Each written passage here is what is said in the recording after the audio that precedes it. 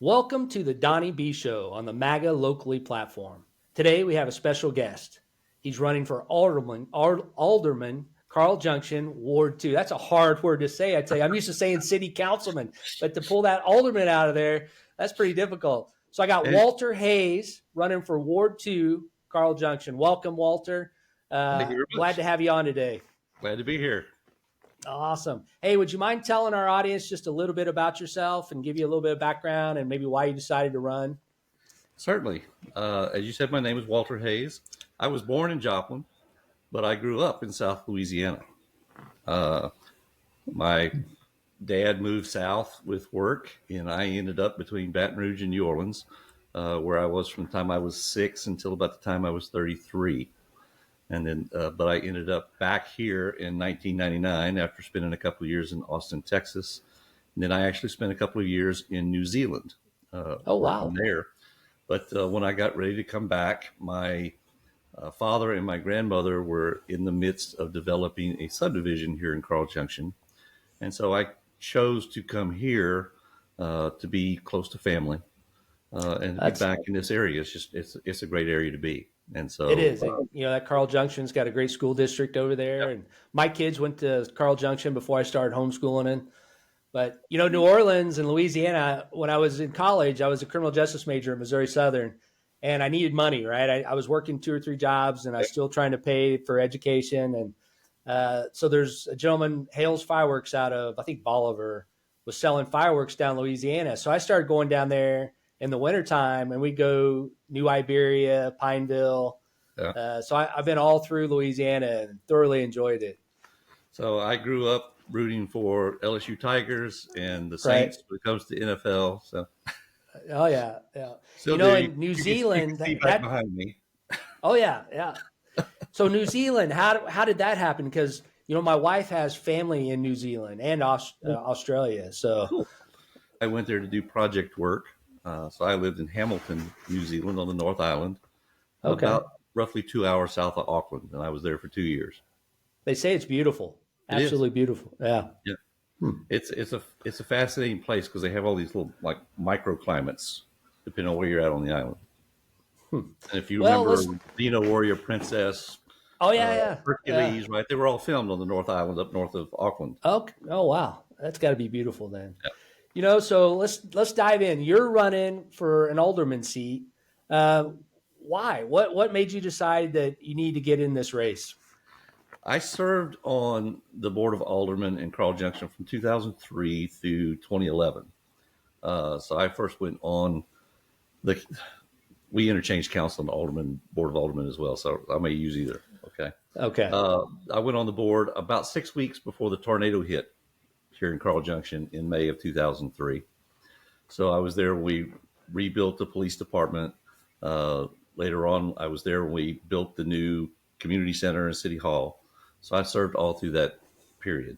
And I've continued to be involved in some form or fashion, whether it was planning or zoning, or I've been an alternate on the Board of Adjustments here in Carl for some period of time. But so always enjoyed being able to be part of the process here in Carl Junction. Like I said, I love living here. I could have chosen anywhere I wanted in the country when I came back to the States, and I chose to be here. So Yeah. I decided to do this now simply because I wanted to be part of trying to not just make it hopefully better in Carl Junction, but to maintain what we have. And I've kind of dug into things a little bit. We've got some issues, nothing major, but just in terms of funding, there's been a lot of growth, but with inflation and so forth, we haven't really kept up in some areas. So hopefully I can help to find some solutions to that as we go forward. Well, it sounds like you got solid experience and a background to pull from, so you Yeah. understand how it operates, you understand how it works, and so I think the people ought to be very happy that they got somebody running that's got some experience behind their belt. Yeah, I was mayor pro tem for 5 or 6 of those years that I was on there before. Okay. I've served as vice president and president of the Carl Junction Chamber of Commerce in years past. So I've been Okay. around for a while. You've been around. I've been gone for years and years after I graduated from college. So I was outside the United States for about 15 of that, and then the last 5 I was gone as well. So I forgive me that I don't know I don't even know who a lot of the players are within Joplin. So that's one of the reasons I'm doing this podcast, because when I go out to vote for city council member or state representative, and I see a name, but I know absolutely nothing about them, even though I've tried to research and find information. I thought, you know what, this isn't going to happen to me again. And if I can help somebody else be able to go to our website and pull up a video and listen to them talk about what they stand for, we're going to talk about your decision making, because I think that's so important for a leader. It's easy to make decisions when things are easy, but when there's a crisis, for example, like the tornado or for COVID, Right. you want to make sure those people have a solid foundation to make good decisions, and they have a plan and a process for that. I've found that some people have never been put in that position to make those difficult decisions under crisis, and you don't want that. You want somebody that has a solid foundation underneath them. So we're going to talk about another couple things. One will be gold currency. I know that's a subject of yours that you like to talk about. And that's a subject I like to talk about. Yeah. We'll get to that here in a minute.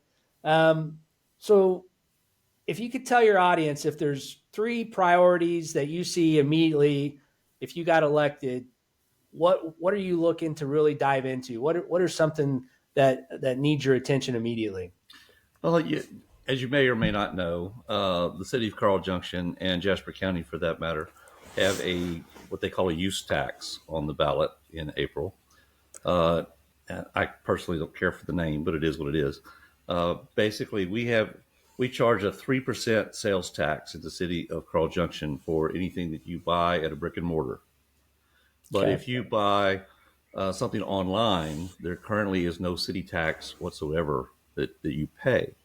So those brick and mortars are at a disadvantage, number one. And number two, the city is at a disadvantage, if you will, because there's no funding coming in through that normal channel. And in Carl Junction, especially, we don't have a tremendous amount of retail opportunities. Right. We're a bedroom community of Joplin, and the way that we're kind of situated, there's just not a lot of places to put in a lot of nice retail. We have 171 that comes past us, but the frontage along there is not really terribly amenable in a lot of places to commercial, for instance. So, and this is something that's desperately needed, and it's needed in particularly for our police department, and that's what it's being dedicated to, assuming this passes. One of the things that I did was here in the last few weeks is go back and look at how budgets have changed in Carl Junction. And as I told you, I served on the Board of Aldermen from 2003 to 2011. And one of the things that I would do personally is I would always scan my meeting packet. So I have just about every meeting packet that was given to me across that period of time. So I went back and looked, and the earliest version of the budget that I could find that we passed was in 2005. And the last one that I had was from 2010. And from there, I got information on proposed budgets for this coming year. And for instance, the general fund with the city has grown by 56% since 2005. Sounds like a big number, except when you factor in inflation. Inflation across that period of time has been cumulatively 50%. Wow. So there's been no real growth to speak of. When we get to the police, that budget has changed by 45.86%. So we have the same size police department that we had in 2003. We're running on 4.14% less money when you factor in inflation than we did in 2005. And we've grown by almost 10% just since the last census in 2010. So we just we're not keeping up. So the police department is a big deal. We've got to do something there. We've got to figure that out. And I think that use tax that you're talking about, I know Joplin, they recently passed a use tax last year, I believe it was. I forget the month, but that's bringing in some additional revenues. I think a lot of the cities around the country are in a very similar boat. Inflation's hurting them. There's been a defund the police movement nationwide. Wages are going up, cost of doing business is going up, utilities are going up. So it's always trying to find where you're going to get that money from Right. to And, build and, the and core elements. I don't want to have to raise property taxes in particular. We've done a really good job there. Back in Right. the 90s, the levy, property tax levy, was like twice what it is today. So they've done a good job of actually bringing that down over the Bringing years. it down. You don't see that very often where something goes down in Yeah, taxes. and I certainly don't want that to go back up. Now, I mean, people are paying more taxes, of course, because the value of Right. their houses are going up Yep. as the county reassesses. Right. But still, it's still a problem. There's only really three areas in the city's budget that has grown since 2005. One is parks. It's actually gone up 166% since 2005. But we added a lot more parks even in 2010 or just after 2010 before I rotated off the council the last time.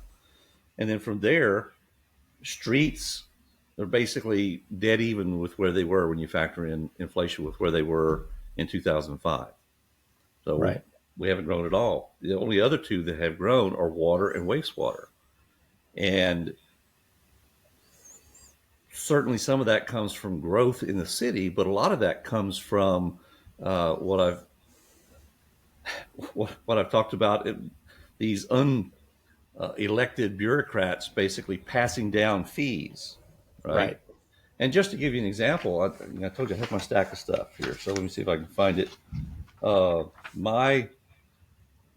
I was told by the city, we just got a new 8-year permit from DNR for our wastewater plant.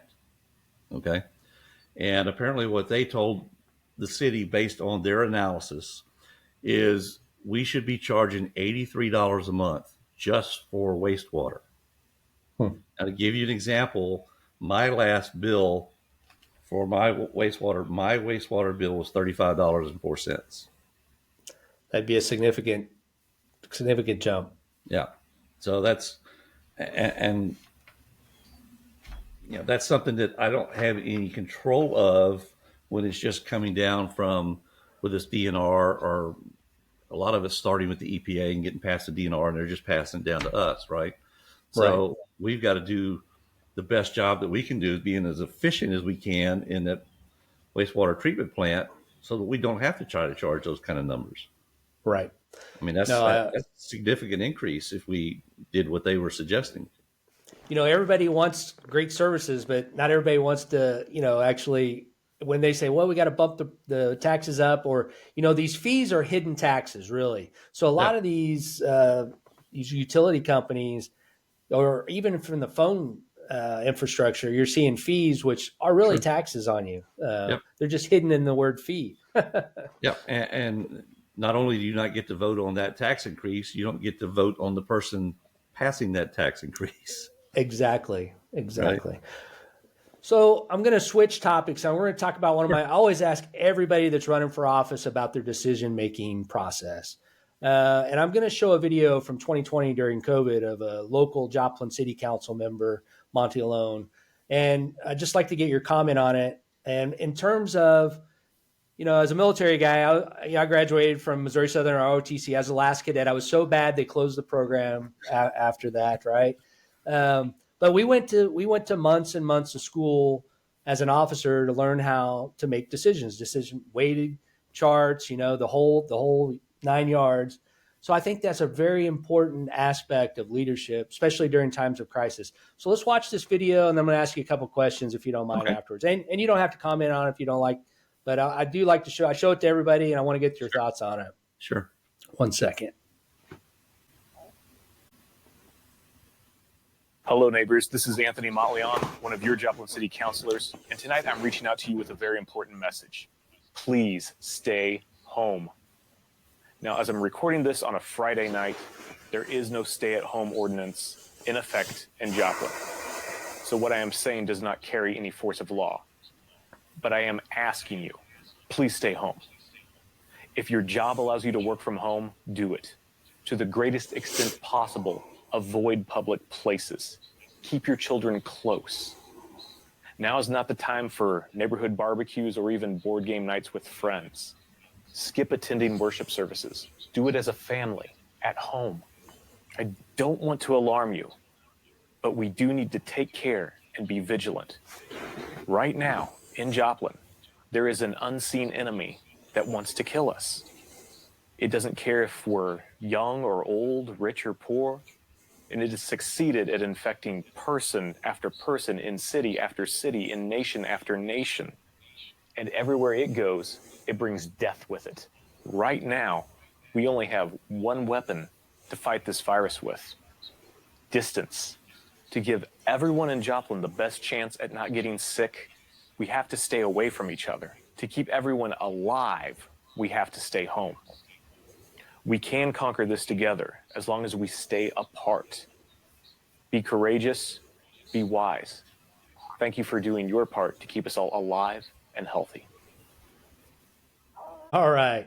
So I watched this, and this is what got me, this one video got me involved in my local politics. Because when I was coming home, I was traveling during the COVID. I was in Turkey, and I was running my whole family. We went through numerous testing, the PCR testing, Turkey, Germany, all over. And I get home, and I'm seeing this individual say this to my community, and I just felt like it was fear mongering. When I saw it, I'm like, if you're in position of leadership and you come out and with that type of fear mongering, it really concerned me. And I had to take a look at it. What's your thoughts? How do you see this? My wife and I went on a cruise in March of 2020. We were the second to last cruise before they shut the whole industry down. And I had people asking me even before I left, was I worried about this virus? And I said, no, I'm not even remotely worried about the virus. There was a lot of fear mongering. There was a lot of disinformation. I don't normally watch the Joplin City Council meetings when they're televised, but I did watch one at least when they were talking about either shutting stuff down or they're talking about mask mandates or whatever. And literally have one city councilman that's supposed to know a lot about this. It was all about the mask mandate, and the whole time he's playing with his mask, right? Which absolutely contaminated everything that he was doing by playing with his mask. Right. So I don't believe in fear.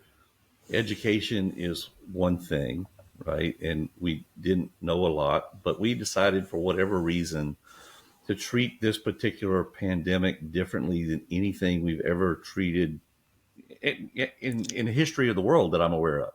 Anything. Yep. And Isolate why, the sick, not the healthy. exactly. And why, I don't know. And I told people that this I'm a Christian. I believe very strongly in faith. But I told a number of people, if you are scared of that thing, it will find you. Yeah. Now that I'll have people a little disagree with me, and that's okay. They'll think I'm a little crazy by saying that, and that's okay too. But I had people posting stats from the health department that I knew on a daily basis, and I didn't personally have to deal with COVID, but all those people that I saw that were doing that invariably did at some point. Yeah. And the data that was being pushed when it's coming out of every media apparatus, my background was information operations and psychological warfare. And I operated in Bosnia and Kosovo and Iraq. I built radio stations, worked with the local host government. So I understand that very well. That is to change behaviors.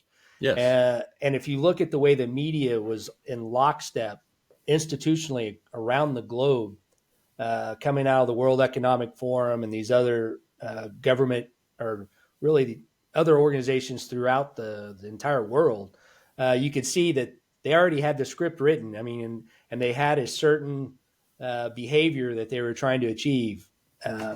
So at a local level, it impacted school children, who are now still dealing with that issue from depression, and the facts that were coming out then have already, you're seeing changes in it now. We're looking back and saying, well, that wasn't really quite accurate what you were pushing out there. So, and most all of us so-called conspiracy theorists have been proven correct. Yeah, absolutely. Yeah. So decision making, I think we can both agree, fear mongering, scaring the public, a leader, that's not the way to lead.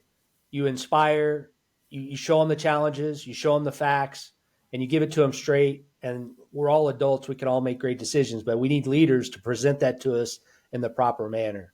Other things like, so what's your thoughts on growing the government or reducing the government? Or I really like the way David Barton put this in. I'm a Constitution coach, so I'm actually doing a Constitutional Live class at the church that I go to. And so in one of the videos, he talks about this a little bit. We like to talk big government or small government, right? It's a matter of what you're doing, right? You might need a big military, but that doesn't mean we also need all these departments that various presidents have created over the years that weren't necessarily brought in constitutionally by some kind of act of Congress. Right.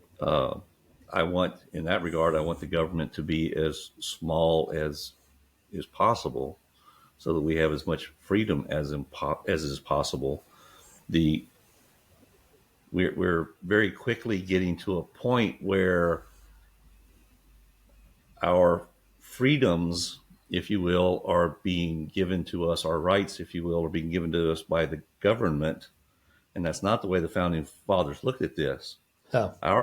Those unalienable rights were given to us by God, and then we gave permission to the government to protect those rights, not to dictate those rights to us. They represent us, we the people. Exactly, and there's a huge difference, and that's part of why I really started getting a lot more active in politics just in the last few months, and really even after I had filed for the alderman position, trying to get more involved, because I was one of them, quite honestly, that was complaining about things from the top at the federal level, and especially as I got into looking at the Constitution more and more, I realized that you can't fix this from the top down. We have to fix it from the bottom up. And that starts in places like city councils, board of aldermen, school boards, those sorts of places. You're absolutely right. And that's what I've learned, and that's one of the reasons we created, I was doing a homeschooling project. So with my 17-year-old son, I started MAGA locally, Make America Great Again locally. We started way back when it wasn't popular either. They're like, oh, you're one of the MAGA guys. I'm like, no, I'm an American that loves my country, and I want to teach my children that we can make a great impact at the local level. It's interesting how they made that little acronym like a dirty word. Bad thing. How could it possibly be bad that we want to make America great? Right, exactly. And there's two things. COVID was the first thing with this gentleman's speech that I showed earlier, and the second thing was, I homeschool, so I want to take my kids up to Cunningham Park and do a homeschool lesson and then play basketball at the basketball court. But when I got there were people that were occupying the park in sleeping bags, multiple. I'm talking 6, 7. There was dogs tied to poles. There was trash thrown about. Office chairs brought in, like that's their office. So it wasn't inviting. And when you walked up there, you got this glare, like, you better not come in here type thing. What are you doing in here? And I'm like, this is my neighborhood park. I mean, I live right down the road. And so I thought, well, son, let's go to Ewart Park, it has a basketball goal as well. So I get there, 15 to 16 in the gazebo. No way you could even get in there. Sleeping on the tables, zipped up sleeping bags, 3 or 4 dogs this time, pants and clothes strewn everywhere. And this is the same park that you're getting ready to spend $800,000 to put a splash pad in. So when you're talking about citizens like me who see this, and then you see councilmen, which maybe you might be, make decisions to say, we're going to spend $800,000 of your tax money to put a splash pad in here. But when you go and talk to them about I can't even use the facility. I can't use the park because it's been occupied by, I don't want to say homeless because I'm a compassionate person. I care Mhm. about these people, but we lump everybody into this category of homeless when some of them are mentally ill. Some people are roaming the streets because they're addicted to drugs, and maybe they're mentally ill because they've been on drugs too long. Some of them are criminals, and some of them are just people that are down and out, having a hard time, and we need to help them. We need to help all of them. But, I ask you that question because when we look at that and say, why are they spending $1 million on a park we can't even use? And they just hired park rangers and to increase our taxes for these park rangers, and we still can't use the park. So what's your thoughts on proactive policing versus reactive policing? Because if you allow this stuff to gather, it's the First Amendment, you're a constitutionalist. So the ACLU is going to come after you and say, well, everybody has a right to be in that park and for their freedom. But how do we deal with this? I mean, do you have any solutions or? I don't have a silver bullet, but Right. uh, that probably dates me. But they have a right to be in that park. They don't necessarily have a right to live in that park, right? Right. There's a difference, and there's a balance there somewhere between proactive and reactive. Um, I mean, I'm not saying we should be necessarily profiling people, if you will, but Right. I don't see a problem with asking a question. And to give you an example that I thought of earlier, after the 2011 tornado, one of my sons had a house at 22nd Moffett, Yep. and it had gotten shifted. It wasn't destroyed, but it got shifted on the foundation. So we got everything out of it. And of course, there was no power, uh, and windows had gotten blown out. So there was water in it and all this sort of thing. So we found every humidifier we could find and put it in the house, especially in the basement. And we were running a generator 24/7. So we went one particular night, midnight, 1 o'clock in the morning, whatever, to go put fuel in the generator. And while we were there, one of the Joplin police strolled up in the car and just checked on us, asked us questions, told them what we Right. were doing, what we were there for. No problem. I don't see Yeah. an issue with that. Right. I Right. agree. So in that regard, I think that's a very appropriate way to do proactive police work, You right? know, If you got bunch of people in the park, for instance, that are just camped out there, it's not a campground. That's not right. what it's there for. So, No, I you agree. want to do this, you're gonna have to find some other place. I'll give you another example. And sometimes, so this is why leadership's important because after experiencing this 3 or 4 times in a row, I thought, well, maybe tomorrow they won't, we can actually get in there and use the facility. No, it was every day. And so I said, let's go down to the police department and see what's going on. Why? So the first word out of their mouth was, sir, it's First Amendment. There's nothing we can do about it. That was the word from the patrolman at the police department. So, Walmart on 15th and Rangeline was having an issue. And every time we'd go in there was a parking lot that was beginning to grow with people who were living in the parking lot. So I went to Walmart and I talked to the security manager. I said, why are you allowing these people? Because we don't feel safe when we come in here. Because we don't either. Because we walk our employees out to their car every night specifically because of this issue. And I said, well, why can't you get them to leave? He goes, well, we don't own the parking lot. The furniture store does. So I went to the furniture store and I asked the same question. Oh yeah, we were afraid too, but there's nothing we can do it because Walmart owns that parking lot. So So, what found out was neither one of them owned that parking lot. It was a company in Pennsylvania who owned that property. It was LLC, and they were based out of Pennsylvania. So I had to look it up on Beacon, find the boundaries, who owned it, and then I sent an email with all my pictures because I sat on that parking lot for probably 9-10 days just oh, to monitor everything that was going on. The cars getting broke into, the guys that were selling drugs out on the side. I had pictures. I did. It took a while to collect all the information. So all it took was a citizen saying, we've got to be proactive. We can't just continue to be reactive. And I asked the police before I submitted my information. I said, why can't you do something? This car doesn't have any license plates on it. They've got a red tent and they're living in the tent in the yard and the car's parked in the parking lot in the grass, Well, sir, it's private property. We can't do anything about it. Right. So, but once I made the decision I was going to be proactive, and did something and provided the information, the city called the owner in Pennsylvania. The owner agreed to put a restraining or a no trespass order down. So now they can actually police it. So it took citizens getting involved. Well, and you were doing that owner a favor at the end of the day, because Right. somebody get hurt on that property, they're most likely liable. Right. But I keep hearing throughout the public, there's nothing we can do. There's nothing we can do. There is something you can do. All you got to do is just put in a little effort, Well, So, I get that. Seems like complaining or whatever. It's like, well, if we didn't complain, we'd still be under British rule. Right. So true. So very true. So I know I've talked a lot about decision making, and so I understand you're a constitutionalist. I'm all behind that. I know you don't like to grow government. It sounds like you got some good ideas with the use tax. But I heard you at the EIGLE campaign ask a very important question about monetary gold, using gold as a currency. Yep. Can you explain a little bit why you asked that question and what's your thoughts on it? Our money is backed by nothing except the supposed faith in the U.S. government, right? And according to data that I've seen, the dollar has been devalued because of inflation. Inflation is just a devaluing of your dollar, right? Our dollar has devalued by some 87% since 1971. 50% that I've seen here locally since 2005. So, Yeah. And that's not going to get any better.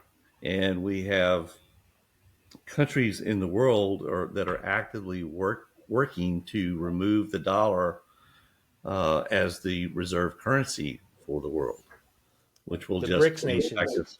which will impact us even further, right? Mm-hmm. Gold has always been worth something, right? And I think it was a mistake when we went off the gold standard. I think there's a real opportunity. Nixon did that, I think, right? Didn't Nixon take us off the gold standard? We look at it and say, oh, well, gold's worth a whole lot of money today, but it's going to buy pretty much the same thing that it did when FDR set the price at like $35 an ounce. Right. That's just how much the dollar has actually devalued over time, how bad it is. Yeah. So I think it's a good thing that our money's actually backed by something. And I didn't know this until I started working on this constitutional life class and looking into this a little bit. But while the Constitution specifically prohibits us from printing money, it does allow the states to use gold and silver as legal tender. Right. And so the idea behind this, as I've seen it shown anyway, is basically there would be a depository. You own the gold or you own the silver. It's yours. It doesn't belong to the state. And you're issued basically like a debit card. And you are buying and are selling gold or silver that's in that depository as you want to, and you are using it just like you would use the cash money in your back pocket. Absolutely. The difference, if it's, as I understand it anyway, if it were declared legal tender, is currently, if you're using something like Glint, and I've read on that one, and I haven't bought any, but I've got the app on my phone. If you use that app and then you buy or sell, that gold and silver is still treated as a commodity, so you will pay taxes on any gain when you sell it. Yeah, I bought into that about 2 years ago, but I haven't sold any, so I bought it, and so the money I spent, I can see it continually increasing, almost like interest in a savings account or CD or whatnot. I like the idea of having a fractional capability where you can use that debit card. Also the CBDCs, they've had too much control for too long. The Federal Reserve, which is not federal, and it's definitely not our reserve, I don't think. So getting back to the U.S. Treasury, with gold-backed, silver-backed currencies, I think is inevitable. I think we're seeing the death of the dollar. I've been following the BRICS nations. They're gaining momentum. They're picking up steam. When Saudi Arabia dropped the petrodollar, that was the death of the dollar. It just hasn't caught up to us, and we haven't realized it yet. And what we absolutely don't want is this digital dollar that's being talked about, which is by the CBDC, right? The central banks. Right. So if you get a decentralized digital dollar that's not governed by like the central banks, that's kind of like your cryptocurrencies. Yeah. I would be okay with it to a point. It's just still not backed by anything, right? Yeah. I mean, I played with Bitcoin a little bit in the past, right. but its whole attraction is there's a limited supply, right? But it's still not backed by anything at the end of the day. It's just this technology laying out. One of the things that I've done a lot of research, and whether it comes to fruition or not, there is rumor, and right now I'll say it's an assumption or rumor, that XRP, which is a digital asset, will eventually get linked to gold, and XLM could eventually get linked to silver. So those two digital currencies would both be backed by gold and silver. Yeah. And that way it's almost like that debit card you're talking about. So you can actually fractionalize it.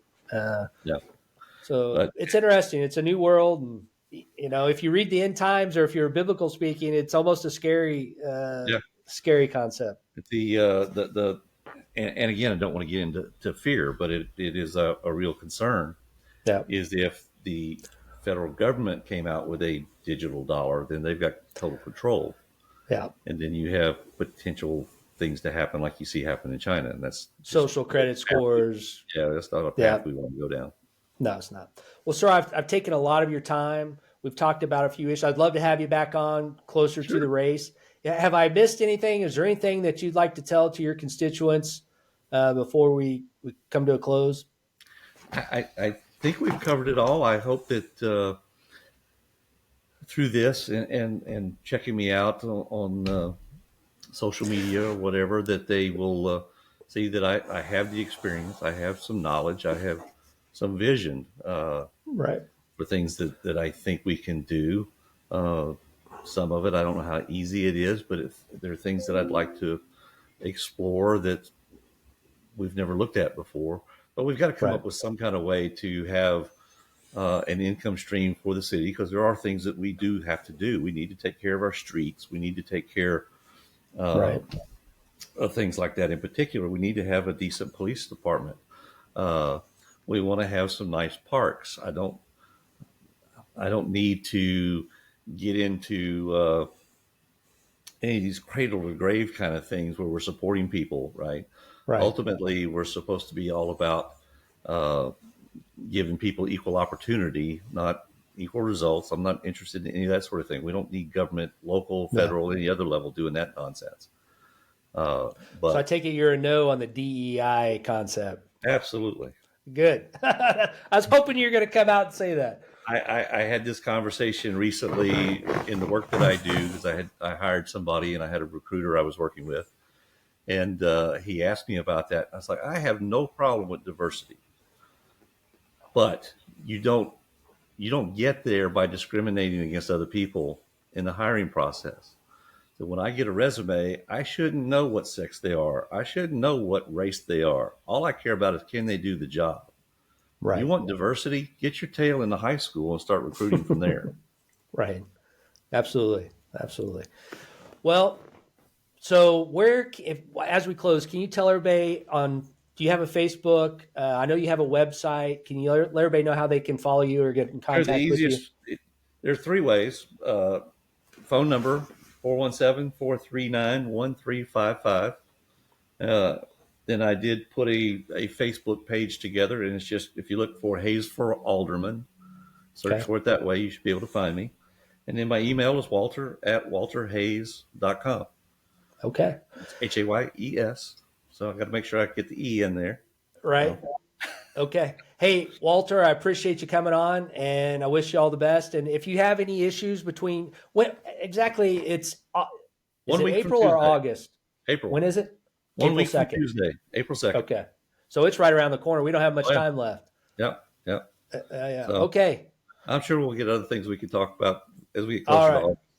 Maybe when you get on, you know what happened? What I'm realizing is people that gets elected, for some reason, they don't want to talk to you. But when they're running, they want to talk to everybody, you know? So hopefully when you get elected, I can reach out to you 6 months from now and say, Yep. hey, can I get you on sometime? Tell us what's going on. I think it was Eric Burleson that I heard say that, this, when you get into election season, everybody gets conservative and they all get religious. Absolutely. Sir, I appreciate your time. Have a great day. You too. Thanks so much. Thank you.